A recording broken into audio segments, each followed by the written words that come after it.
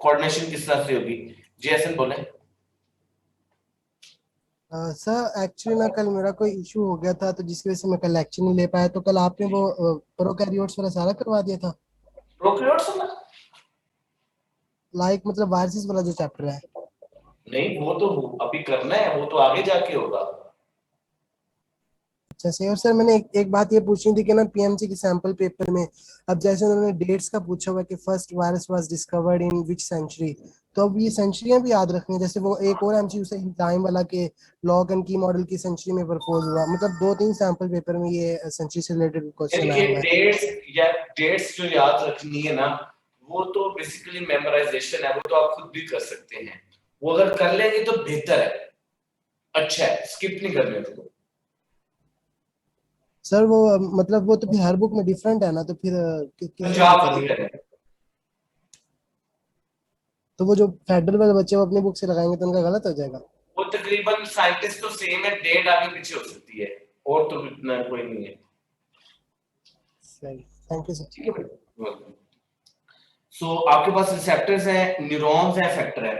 याद रखिएगा हमारे पास ये जो प्रोसेस होता है न्यूरल कोऑर्डिनेशन का, ये स्टार्ट होता है स्टिमुलस से।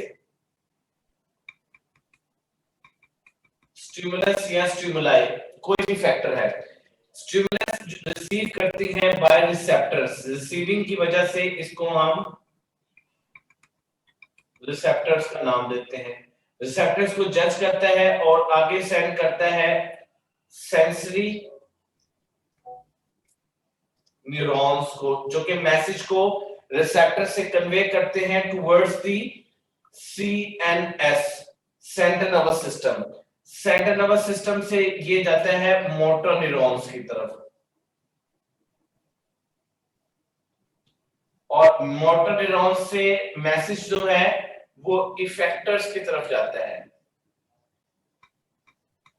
सो अगर आपसे एमसीक्यूज पूछ लिया जाए कि आपके पास जो स्टिमुलस है, ये जो हमने पढ़ी है, स्टिमुलस क्या हो सकती है, तो आप लोगों को पता होना चाहिए कि एक्चुअली स्टिमुलस जो है वो कुछ भी सिग्नल हो सकते हैं। रिसेप्टर्स है, न्यूरोसेंसरी न्यूरॉन्स है। सीएनएस जो है इसमें दो चीजें शामिल होती हैं, एक को हम बोलते हैं स्पाइनल कॉर्ड और एक को हम बोलते हैं ब्रेन। और इसमें कौन से न्यूरॉन्स इंक्लूडेड होते हैं? इसमें इंटरन्यूरॉन्स होंगे, रिले न्यूरॉन्स या एसोसिएट न्यूरॉन्स होते हैं। यहां से भी मोटर से इफेक्टर्स। इफेक्टर्स में जो दो चीजें होती हैं, एक होते हैं मसल्स और एक होते हैं ग्लैंड्स, जो कि इफेक्ट शो करते हैं। मसल्स कंट्रैक्शन शो करेगा, ग्लैंड्स जो है वो सिक्रीशन शो करेंगे हार्मोन्स की शेप में। जी बेटे सिद्रा। सर अगर डेट वाला एमसीक्यू आ जाए देन हमें क्या करना चाहिए? बेटे मैंने आपको मतलब बताया डेट्स है, तो डिफरेंट होती हैं। मोस्टली पंजाब वाली डेट्स को आप ना याद कर लें। यस ठीक है जी, ठीक है। तो ये था आपके पास बेसिक्स अबाउट द कोऑर्डिनेशन के। कोऑर्डिनेशन जो है, न्यूरल कोऑर्डिनेशन जो है वो किस तरह से होगी। अब आपके पास रिसेप्टर्स हैं और इसकी टाइप्स के बारे में आपने पढ़ना है, कौन कौन सी टाइप्स हैं। तो सबसे पहले हमारे पास रिसेप्टर की टाइप्स आ जाएंगी यहाँ पर, और टाइप्स के बाद हमने ये स्टडी करना है कि इसमें सेंसेशन कौन सी होगी। सेंसेशन के बाद हमारे हमारे हमें पता होना चाहिए कि इसकी लोकेशन क्या होगी। ये तीन इंपॉर्टेंट है, और ये तीनों ही याद रखिएगा, एमसीक्यूज में पूछे जा चुके हैं। प्रीवियस टेस्ट में जितने भी हो गए हैं इनके बारे में पूछा गया है।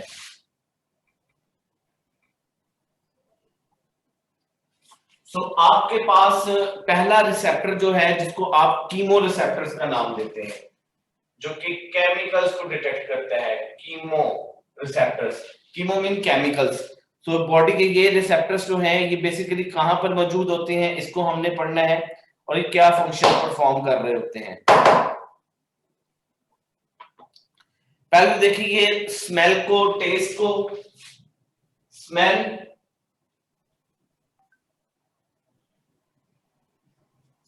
टेस्ट, ये दो केमिकल जो है ये फील करते हैं। इसी तरह ब्लड में मौजूद आपके पास गैसेस जो है, कौन सी दो गैसेस हैं? कार्बन डाइऑक्साइड प्लस ऑक्सीजन, इसको भी ये जज करते हैं।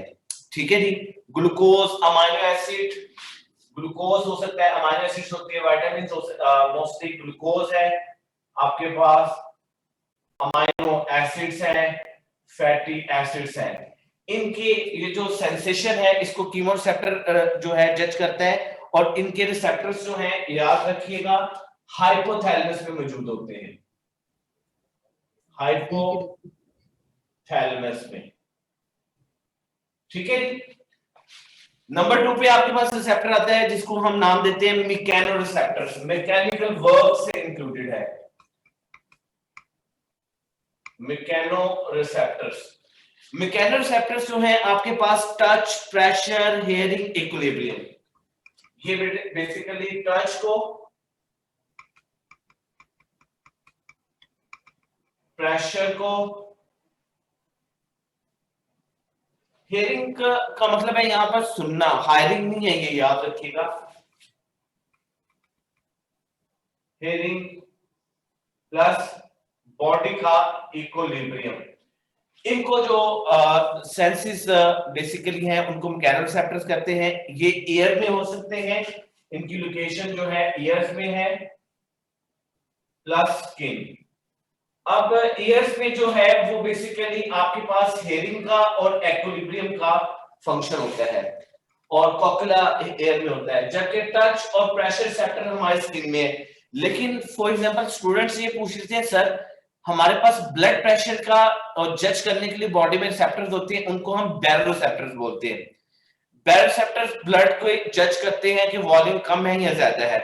फिर हमारे पास आ जाता है फोटोरिसेप्टर्स का। फोटो मीन लाइट है, और इसकी सेंसेशन जो है वो हमारे पास क्या होगी? लाइट। लाइट जो है उसमें आपको दो चीजें पता होना चाहिए कि एक्चुअली लाइट में हमारे पास आईज होती हैं। आईज पे हमारे पास बेसिकली रेटिना है। रेटिना जो है उस पे दो चीजें होती हैं, सेल्स होते हैं, एक को हम कॉन्स बोलते हैं, एक को हम रोड्स बोलते हैं। कॉन्स जो है वो कलर्स की डिफरेंशिएशन में इन्वॉल्व होते हैं। किसमें बेटे? कलर्स। और रोड्स जो हैं ये एक्चुअली लाइट को जज करते हैं कि लाइट ऑन है या लाइट कौन सी है, कम है, ज्यादा है, जो भी। तो इनकी हमारे पास पोजीशन भी आपने पढ़ ली कहां पर होगी। फोटोरिसेप्टर के बाद हमारे पास आते हैं बेटे thermoreceptors. Thermo mean therm, heat वगैरह के लिए जो होते हैं। सो कोल्ड एंड वार्मथ जो है वो इसकी सेंसेशन है। कोल्ड है या फिर हमारे पास वार्मथ, ये जो हमारे पास सेंसेशन है इसकी लोकेशन क्या होगी? हमारे पास इसके रिसेप्टर्स जो होते हैं वो स्किन में मौजूद होते हैं। इसके बाद नंबर 5 पे आपके पास है नॉइस रिसेप्टर या नॉइस रिसेप्टर्स।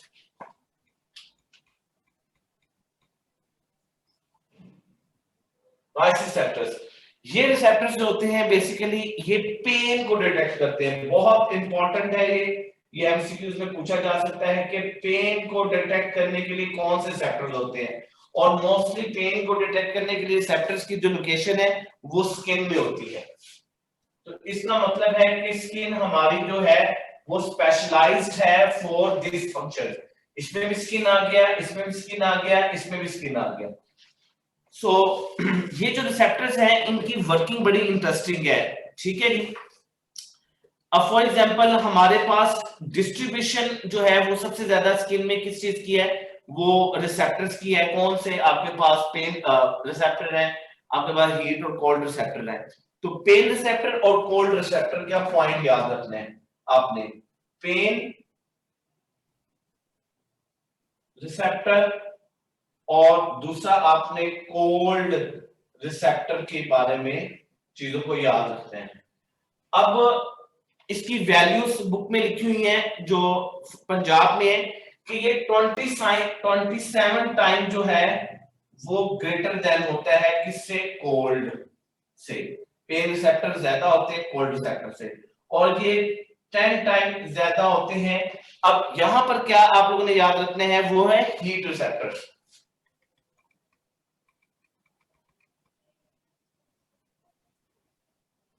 आपके पास कोल्ड और हीट रिसेप्टर के लिए, टच रिसेप्टर के लिए बेसिकली 3 तरह के हैं। एक को हम नाम देते हैं, एक मिनट बेटे वेट करिएगा, ये रिमोट चलेगा।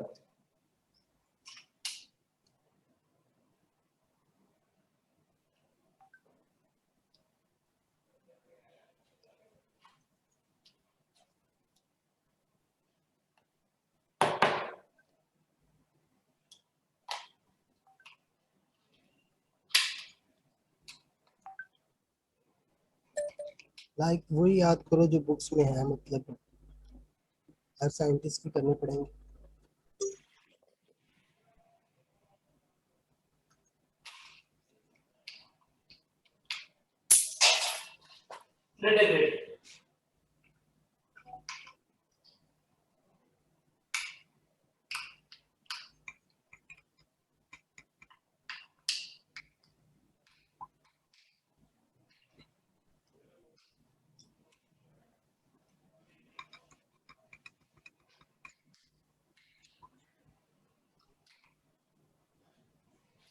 एक मिनट वेट करें, मैं रिमोट कर।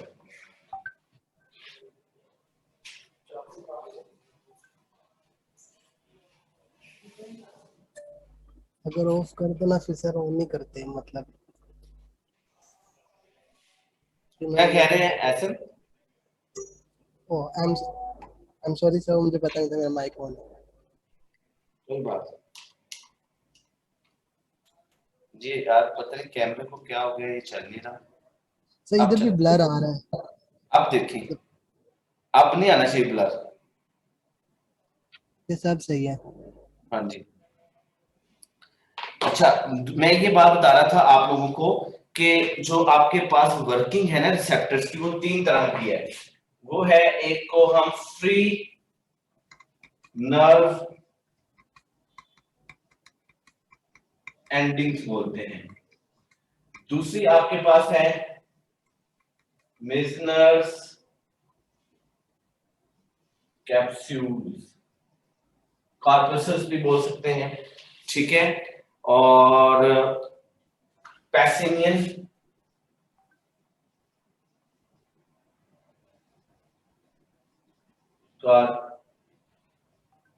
कार्प्यूल्स।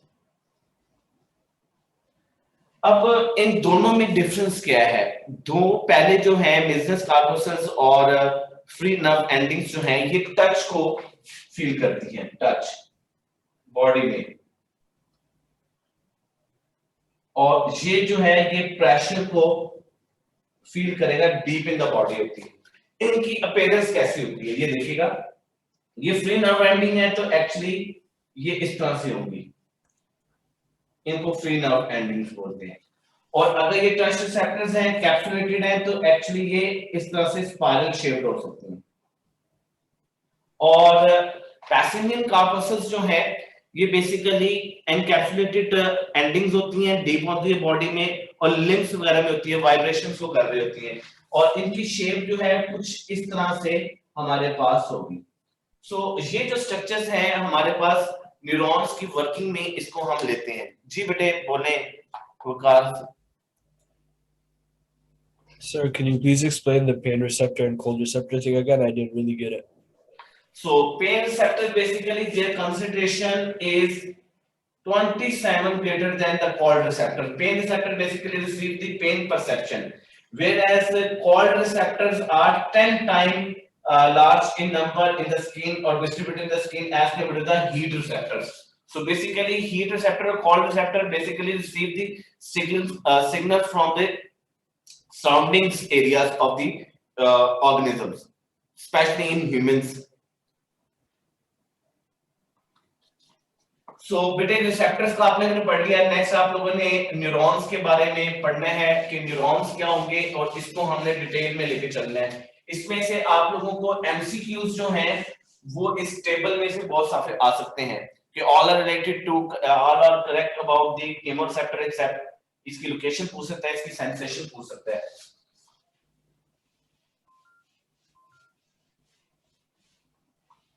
सो कोऑर्डिनेशन में नेक्स्ट हमारे पास कंपोनेंट है, इसको हम न्यूरॉन का नाम देते हैं। न्यूरॉन्स न्यूरॉन्स जो है ये बेसिकली स्ट्रक्चर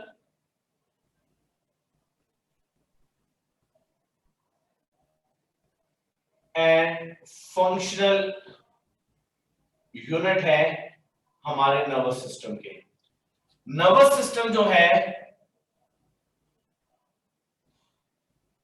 वो बेसिकली दो चीजों से मिलकर बना हुआ है। एक को हम नाम देते हैं न्यूरॉन और दूसरे को नाम देते हैं ग्लायल सेल्स या ग्लाया सेल्स, न्यूरोग्लाया सेल्स। ठीक है बेटे, तो ये दो तरह के आप लोगों ने पढ़े हैं कि एक्चुअली हमारा जो नर्वस सिस्टम है ग्लाया सेल्स और न्यूरोग्लाया सेल्स या न्यूरॉन से मिलकर बना है। 50% इनके होते हैं, हाफ ये होते हैं और हाफ जो है वो ये होंगे। अगर आपसे पूछ लिया जाए कि ये अल्फा है ये बीटा है, इन दोनों में से जो इसका स्ट्रक्चर एंड फंक्शन यूनिट है वो कौन सा है, तो क्या आंसर करेंगे आप? जी हाया सर न्यूरॉन को करेंगे। जी बोले, आपने हैंड रेज किया था, मैंने आपसे क्वेश्चन पूछा है। सर न्यूरॉन को न्यूरॉन को करेंगे। न्यूरॉन बेटे मुझे बात बताएं, ये आप उस क्लास में भी होती है, इस क्लास में भी होती है, चक्कर क्या है? कौन भी सा आप उस क्लास में होती हैं जो सर वो 21 में। गलती से ज्वाइन हो गया था सर। अच्छा अच्छा अच्छा मेरा वैसे ही है क्लास। ठीक है।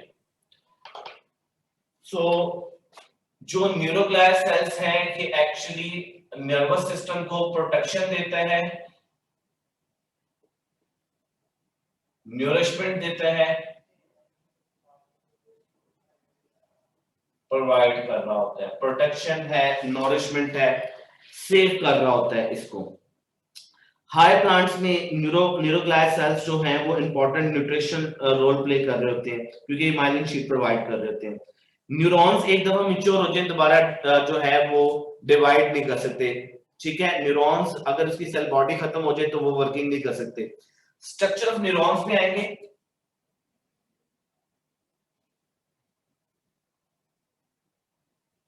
न्यूरॉन के बेसिकली आपके पास दो इंपॉर्टेंट कंपोनेंट्स होते हैं, स्ट्रक्चर होते हैं। पहला है सेल बॉडी, दूसरा है dendrite then axon. One is called cell body, second is called dendrites, sorry cell body के बाद आप याद रखेंगे, सॉरी डेंड्राइट्स ही रखेंगे,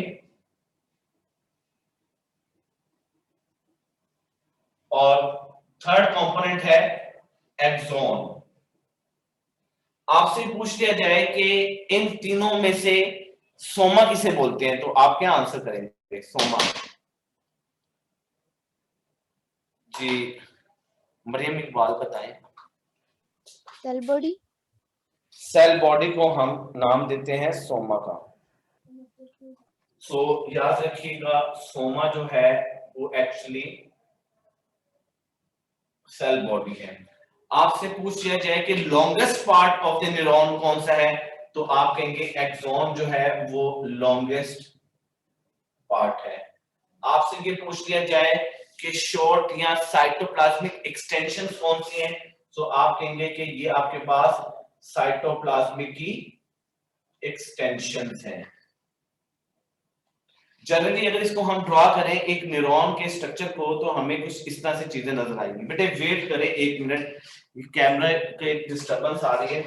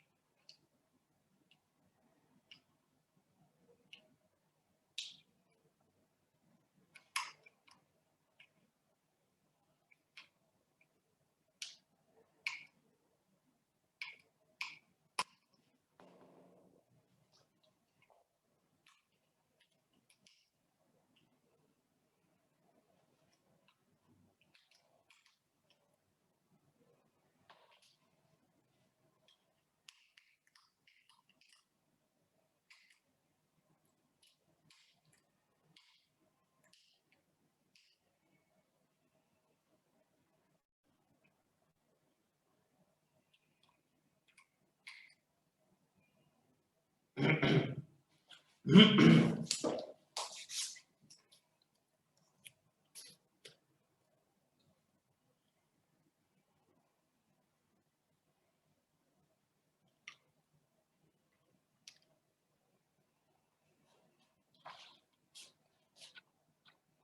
ठीक हो गया। सो नेक्स्ट हमने पढ़ना है बेटे इसकी स्ट्रक्चर्स, टाइप्स न्यूरॉन्स की, इसके बारे में। आप लोगों ने ये पढ़ा हुआ है कि न्यूरॉन का स्ट्रक्चर जो है ये बेसिकली आप लोगों के पास इस तरह से न्यूरॉन्स होते हैं।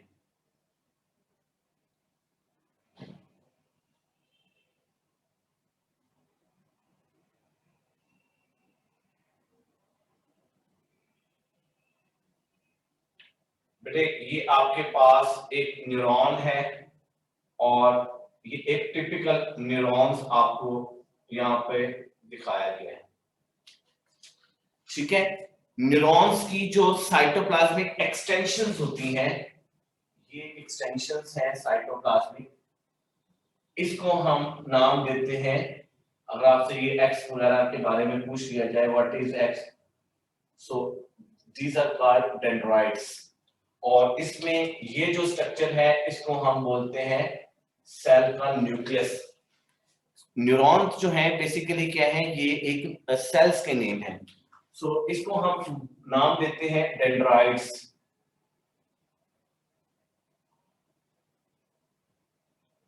और ये है हमारे पास प्लाज्मा या साइटोप्लाज्म, ये हमारे पास है बेटे न्यूक्लियस, ठीक है। फिर इसमें स्पेशलाइज्ड स्ट्रक्चर्स होते हैं, यहां पर इस तरह से स्पेशलाइज्ड ग्रैनुलर लाइक स्ट्रक्चर होगा, इसको हम नाम देंगे भी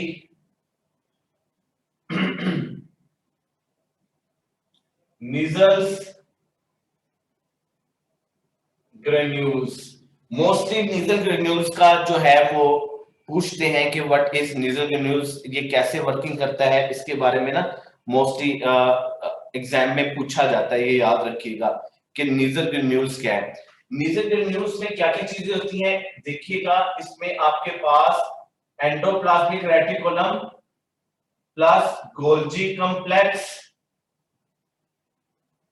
अब एंडोप्लाज्मिक रेटिकुलम कौन सा होता है, और इसमें एक्चुअली राइबोसोम्स होंगे, यानी कि rough endoplasmic reticulum, Golgi complex और राइबोसोम्स जो है मिलकर एक स्ट्रक्चर बनाते हैं जो कि स्पेशलाइज्ड होता है। इस स्ट्रक्चर को हम नीजल्स ग्रेन्यूल्स का नाम देते हैं। So group of ribosomes which are present in associated with RER. तो एंडोप्लाज्मिक रेटिकुलम लिखा है तो आप इसे रफ एंडोप्लाज्मिक रेटिकुलम कर दें, मोर कॉमन हो जाएगा। इस चीज को हम बोलते हैं नीजल ग्रेन्यूल्स, जो कि साइटोप्लाज्म में मौजूद होते हैं। इसके अलावा माइटोकॉन्ड्रिया, गोल्जी बॉडी सब कुछ होगा इसमें। इसके बाद याद रखिएगा ये आपके पास जो स्ट्रक्चर आया है लॉन्ग, ये वाला स्ट्रक्चर, इसको हम नाम देते हैं एक्सॉन। एक्सॉन जो है लॉन्गेस्ट पार्ट है। एक्सॉन जो है इनके ऊपर एक कवरिंग होती है, लाइक दिस सेल्स होते हैं। पहले तो सेल्स को पढ़ लें कि ये सेल्स है इसके अंदर, और ये सेल्स है। इन सेल्स को हम नाम देते हैं श्वान सेल्स। क्या नाम देंगे बेटे, श्वान सेल्स। असल में इसमें मोस्टली जो एमसीक्यूज पूछ सकता है ना श्वान सेल्स के बारे में या उससे रिलेटेड जो होगा, वो बेसिकली पूछता है कि श्वान सेल्स जो है इसकी कॉम्पोजिशन क्या है, कहां से बनी है, इसमें क्या क्या चीजें होती हैं। सो आप लोगों ने याद रखना है इसका नाम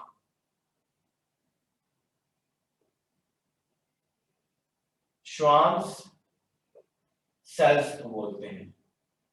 ये सिक्रीट करता है माइलिनेटेड शीट को। क्या शीट करता है, माइलिनेटेड या माइलिन शीट। माइलिन शीट जो है वो एक्चुअली लिपिड्स से मिलकर बने हुए सेल्स की एक शीट है जो कि इसको इंसुलेशन प्रोवाइड करती है। ये गैप्स जो होते हैं इसको नोड ऑफ रेनवायर बोलते हैं, रेनवायर्स, नोड ऑफ रेनवायर्स। ये स्पेशलाइज्ड स्ट्रक्चर्स होते हैं जो कि बेसिकली नोड ऑफ रेनवायर्स जो हैं वो दो श्वेन सेल्स के दरमियान में। अच्छा जी, फिर इसमें आप लोगों ने इसका एक और नाम भी पढ़ना है, another name of node of रेनवायर को हम न्यूरोफिब्रिल नोड भी बोलते हैं, न्यूरोफिब्रिल नोड का नाम भी देते हैं। ठीक है, एक्सोप्लाज्म, एक्सो जो एक्सोन है, इसका जो सेल के अंदर का स्ट्रक्चर है, इसको हम नाम देंगे एक्सोप्लाज्म।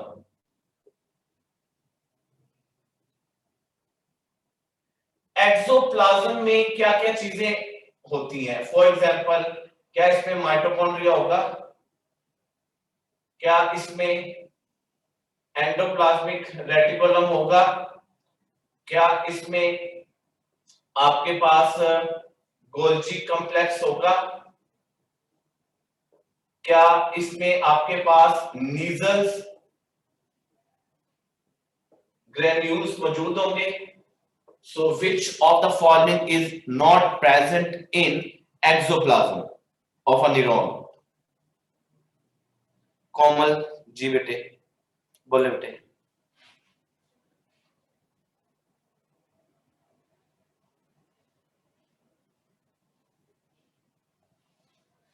बेटे कोमल बोले बेटे, आपकी आवाज नहीं आ रही। डी, अच्छा जी, जी बेटे आप बोले। चार्ली, गोल्जी कॉम्प्लेक्स, ठीक है जी। साइड आप बोले बेटे। साथिया, डेल्टा। डेल्टा। याद रखिएगा, इसमें हमेशा नीजल ग्रेन्यूल्स नहीं होंगे, माइटोकॉन्ड्रिया होगा, एंडोप्लाज्मिक रेटिकुलम होगा, रूट रफ स्मूथ होगा, लेकिन ग्रुप की शेप में यहाँ पर जो ग्रुप ऑफ राइबोसोम्स है वो नहीं होंगे।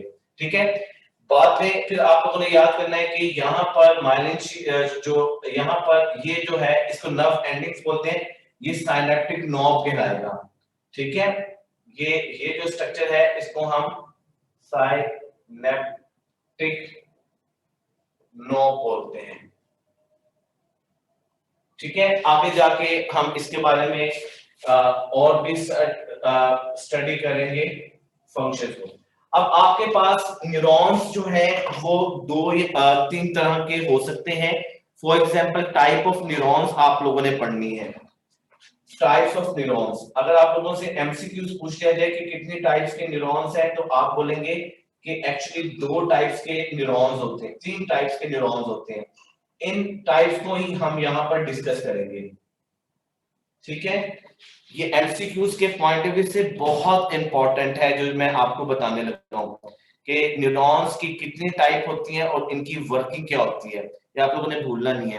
तो हम अगर देखें कि मेन टाइप क्या है, एक होता है सेंसरी न्यूरॉन्स, एक होता है एसोसिएटेड न्यूरॉन्स, एक होता है मोटर न्यूरॉन्स। ये जो तीन टाइप्स है ना, ये बेसिकली इसकी फंक्शनल टाइप्स है। फंक्शनल टाइप कितनी होती है? तीन। और स्ट्रक्चरल टाइप कितनी होती है? वो भी तीन। ये क्योंकि फेडरल में भी है, अदर बोर्ड पे भी है, तो इसलिए मैं इसको अलग-अलग लिख रहा हूं। फंक्शनल टाइप तीन कौन कौन सी हैं? एक है सेंसरी न्यूरॉन, एक है आपके पास इंटर रिले और एसोसिएटेड न्यूरॉन, एक आपके पास है मोटर न्यूरॉन।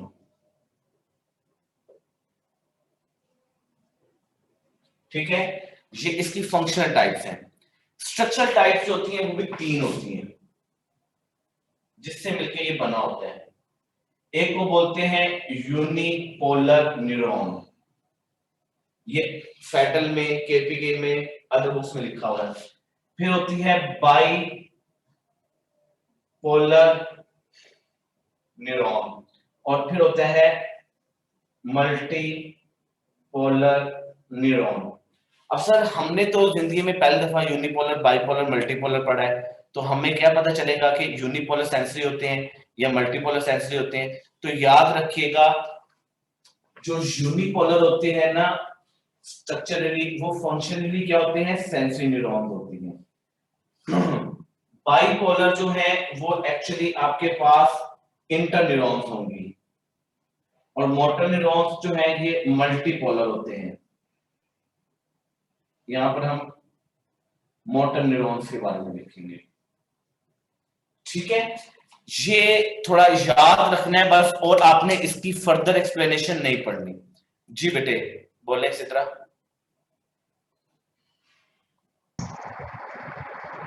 सर आपने क्या बताया कि न्यूरॉन में कौन सी चीज एब्सेंट होती है?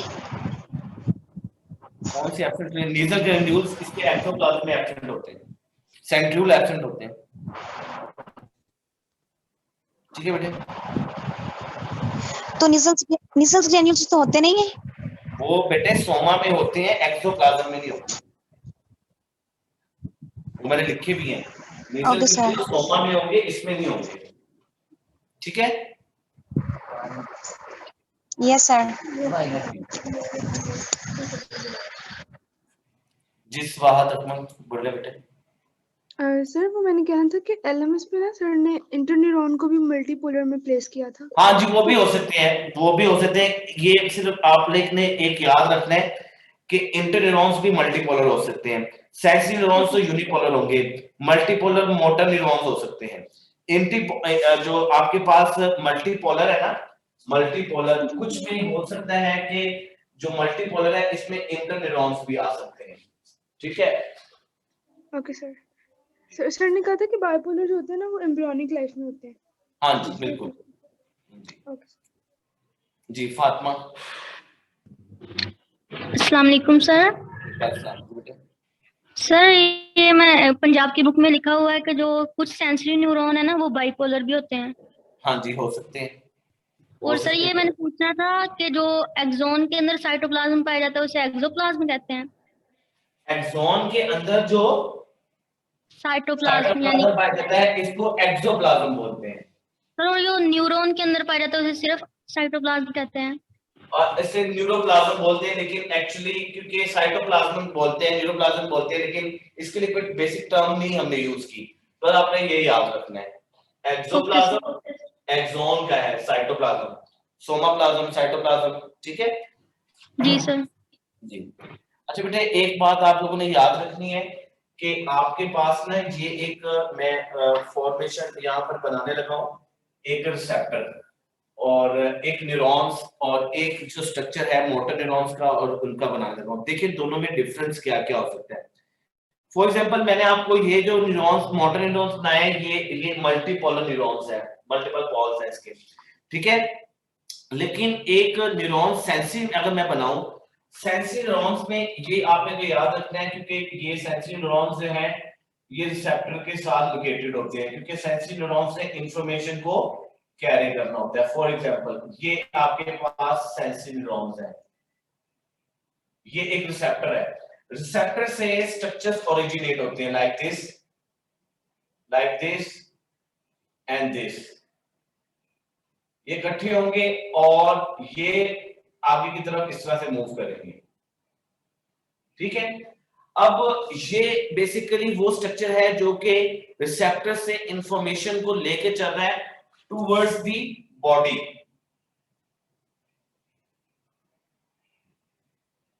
और इस बॉडी को हम क्या नाम देते हैं? सोमा। अगर फॉर एग्जांपल आपको क्वेश्चन आ जाए कि आइडेंटिफाई दिस न्यूरॉन, कि इस न्यूरॉन को आइडेंटिफाई करें, तो आप कहेंगे ये एक्चुअली हमारे पास सेंसरी न्यूरॉन्स या यूनिपोलर न्यूरॉन्स हैं। ये याद रखिएगा, ये हमारे पास सेंसरी न्यूरॉन की एग्जांपल है। अब इस सेंसरी न्यूरॉन्स के ऊपर जो है माइलिन शीट हो सकती है,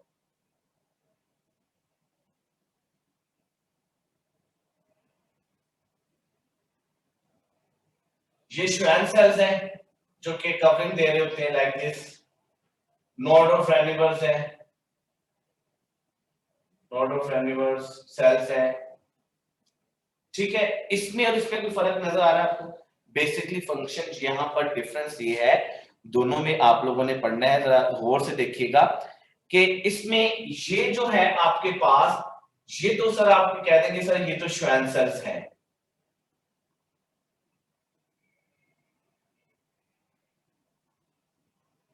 ये क्या है आपके लिए श्वेंसेल्स है। इसको आप बोलेंगे कि ये जो ब्लैक कलर का इसमें स्ट्रक्चर आ रहा है पूरा, इसको क्या हम डेंड्रोन बोल सकते हैं? बिल्कुल ये डेंड्रोन है। यहां पर क्या था, ये डेंड्राइट्स था। जब बहुत से स्पाइनी हेयर लाइक स्ट्रक्चर्स होंगे इसको डेंड्राइट्स बोलेंगे, लेकिन यहां पर तो सर मैंने इसको एक्सॉन कहना चाहिए था, आपने इसको डेंड्रोन बोल दिया। ये इसके पास है माइलिन शीथ, जो कि बेसिकली कौन सिक्रीट करता है, ये श्वेंसेल सिक्रीट करते हैं। प्रोटेक्शन के लिए यूज होता है, यहाँ पर इंसुलेटर के लिए यूज हो रहा होता है। ये है इसका सोमा। तो सर डेंड्राइट्स तो सोमा से निकलते हैं, नहीं यहां पर नहीं है। ये क्या है इसका, ये एक्चुअली है इसका एक्सोन। सो याद रखिएगा सेंसिंग न्यूरॉन्स में जो एक्सोन होता है वो शॉर्ट होता है, और जो डेंड्रोन होता है वो लॉन्ग होता है। ये डिफरेंस नहीं भूलना आप लोगों ने, दोनों का डिफरेंस देख रहे हैं। ये एक मोटर न्यूरॉन्स है, ये एक सेंसरी न्यूरॉन्स है। हमने कहा था, आप लोगों ने एफएससी में भी पढ़ा होगा कि डेंड्राइट्स कहते हैं मैनी को, डेंड्रोन कहते हैं सिंगल को। लेकिन हमने तो ये पढ़ा हुआ है कि जो डेंड्राइट्स हैं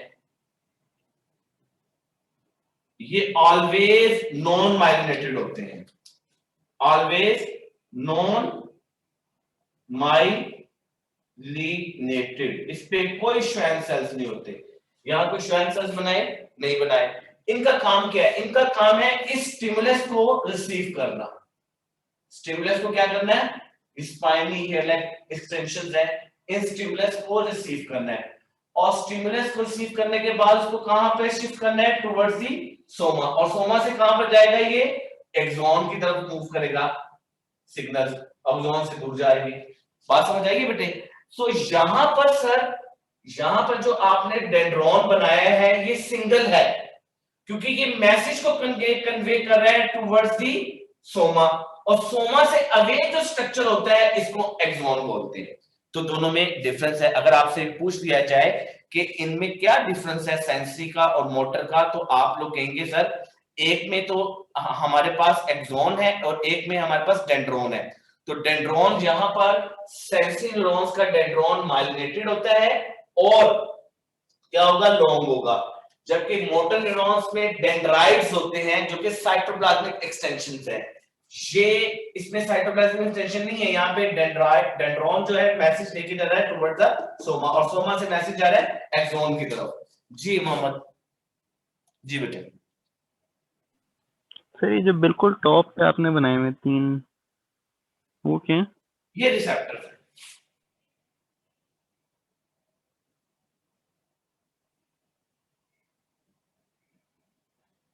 सेंसरी रिसेप्टर्स जो स्टिमुलस को लेकर आगे की तरफ शिफ्ट करते हैं। बेटे समझ आइए? आपसे पूछ लिया जाए कि श्वेन सेल्स कहां कहां होंगे तो आप बता देंगे। आपसे पूछ लिया जाए सेंसरी और मोटर न्यूरॉन्स में क्या डिफरेंस है, आप उसको भी डिस्कस करके बता देंगे कि ये डिफरेंस है। और अगर फॉर एग्जांपल आपसे ये तो आपके पास मोटर न्यूरॉन्स, सेंसरी न्यूरॉन्स, अब कुछ न्यूरॉन्स ऐसे भी होते हैं, ये देखिएगा,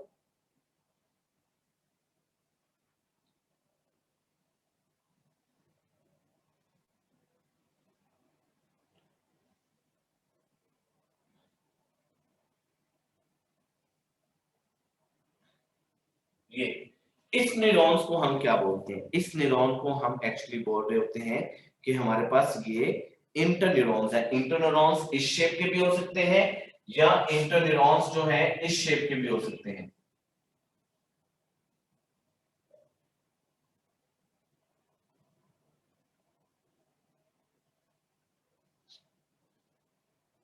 ठीक है, और इसमें ये एक्सॉन होगा।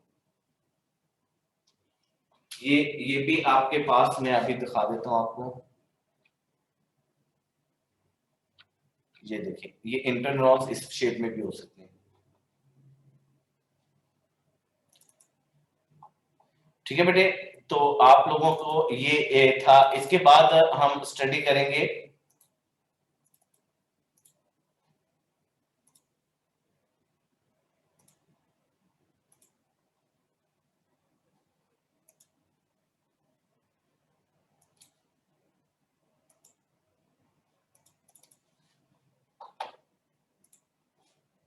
एक मिनट।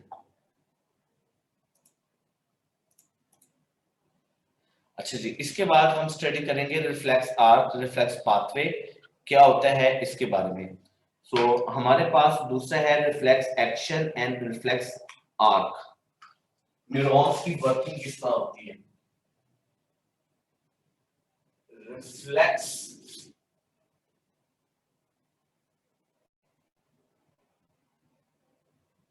आर्क यानी कि वो पाथवे जिसकी वजह से इनवॉलंटरी एक्शंस बॉडी के कंट्रोल होते हैं, इसको हम क्या बोलते हैं, रिफ्लेक्स एक्शन। और जो पाथवे इसमें इन्वॉल्व होता है इसको हम नाम देते हैं बेटे रिफ्लेक्स आर्क। तो आर्क जो है ना वो एक्चुअली क्या है, आपके पास एक पाथवे है, याद रखिएगा, पाथवे है, रास्ता है, पाथवे। और इसमें जो एक्टिविटी होती है उसको हम रिफ्लेक्स एक्शन का नाम देते हैं।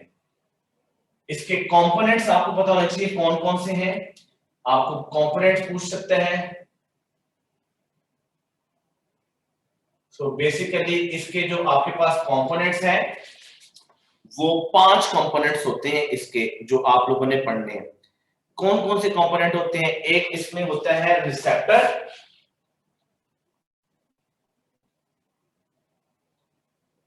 एक होता है इसमें सेंसरी न्यूरॉन,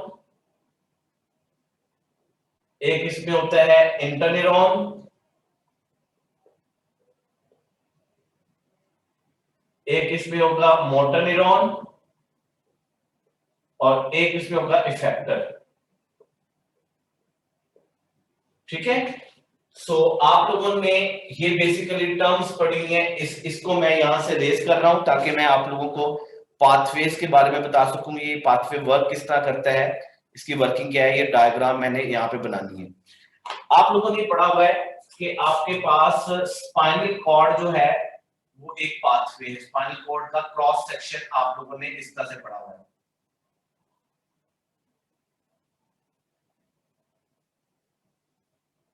ये स्पाइनल कॉर्ड का आप लोगों ने स्ट्रक्चर पढ़ा है। इसमें आप पढ़ते हैं कि हमारे पास एक बटरफ्लाई एरिया लाइक स्ट्रक्चर मौजूद है। इसको कोई डिटेल में नहीं पढ़ना हमने, याद रखिएगा, हमें डिटेल रिक्वायर्ड नहीं है। ये इसका बेसिकली मैटर है जिसको हम जो है ग्रे मैटर का नाम देते हैं। ये क्या है बेटे, याद रखिएगा, ये है हमारे पास ग्रे, ये आगे जाके बताऊंगा क्या होता है, और ये है व्हाइट। ग्रे मैटर जो है इनसाइड होता है, व्हाइट मैटर जो है आउटसाइड होता है। तो यहां से नर्व्स चलती हैं। फॉर एग्जांपल मैं कहता हूं बेटे आपके पास ये एक नर्व्स है,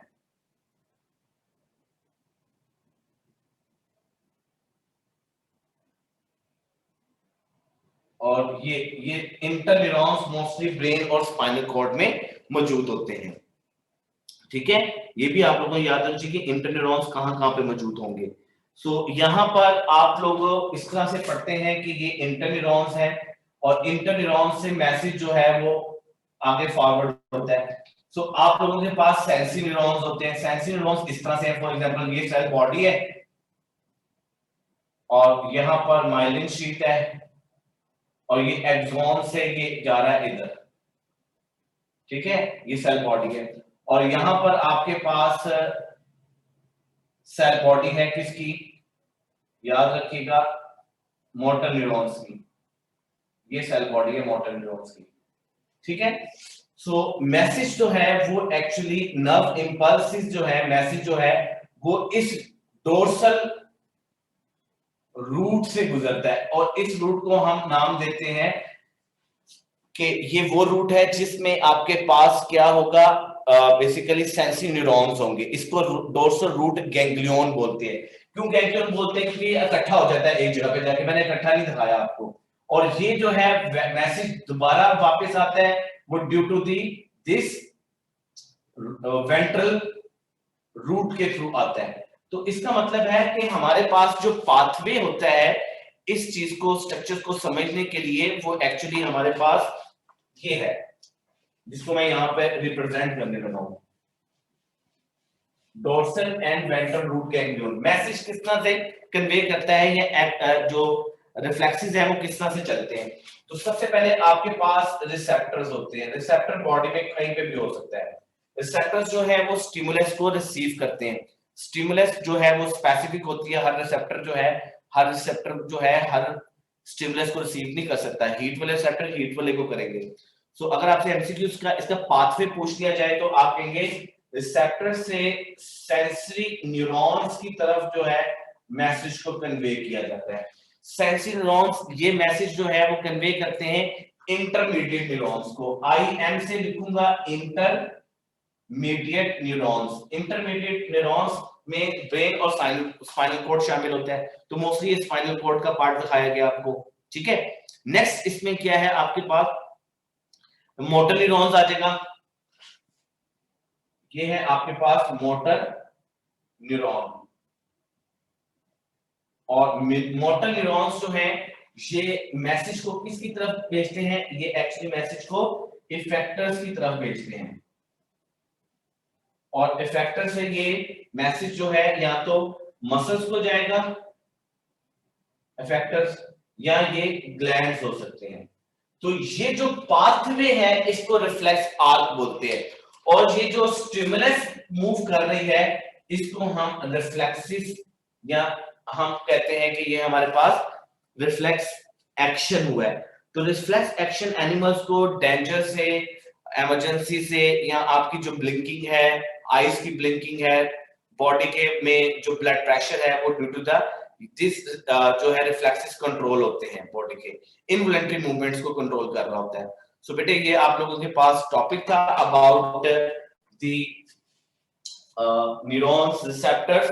कल इंशाल्लाह हम जिंदगी रही तो स्टडी करेंगे about the nerve impulse. Nerve impulse के साथ न्यूरोट्रांसमीटर्स की कंप्लीट पढ़ना है कल हमने, ठीक है।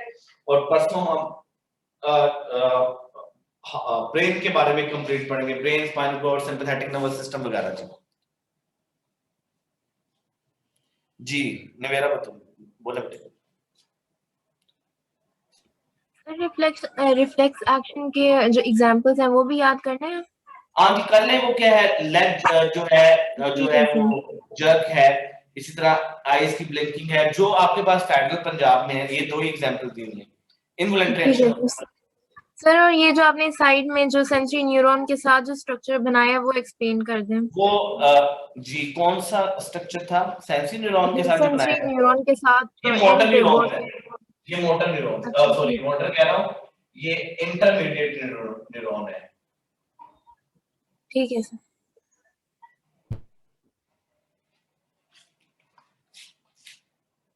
जी मोमिना।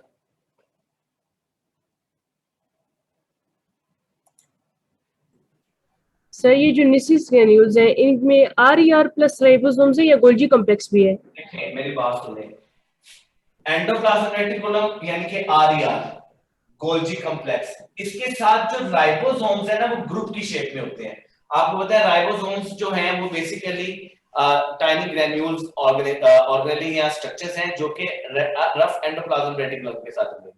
तो इनकी जो अरेंजमेंट है ना वो बड़ी स्पेसिफिक होती है कि इनमें बेसिकली सेल बॉडी में, cell soma of the neuron में। इस वजह से इसको नीजल्स बोलते हैं। नीजल्स की एक रीजन ये भी है कि साइंटिस्ट था सब नीजल्स, उसने इसको फाइंड आउट किया था कि यहाँ पर जो राइबोसोम्स हैं वो ग्रुप की शेप में है। अदरवाइज राइबोसोम ग्रुप की शेप में नहीं होते, वो लैदर पड़े होते हैं। तो यहाँ पे ग्रुप की शेप में अरेंज होते हैं, इस वजह से इसको नीजल ग्रैन्यूल्स बोलते हैं। ठीक है बेटे। और ये जो न्यूरोफिब्रिल नोड्स हैं ये नोड्स ऑफ फ्रेनवियर्स हैं? हाँ जी हाँ जी, थैंक यू। वेलकम। अल्लाह हाफिज बेटे, इंशाल्लाह कल मुलाकात होगी।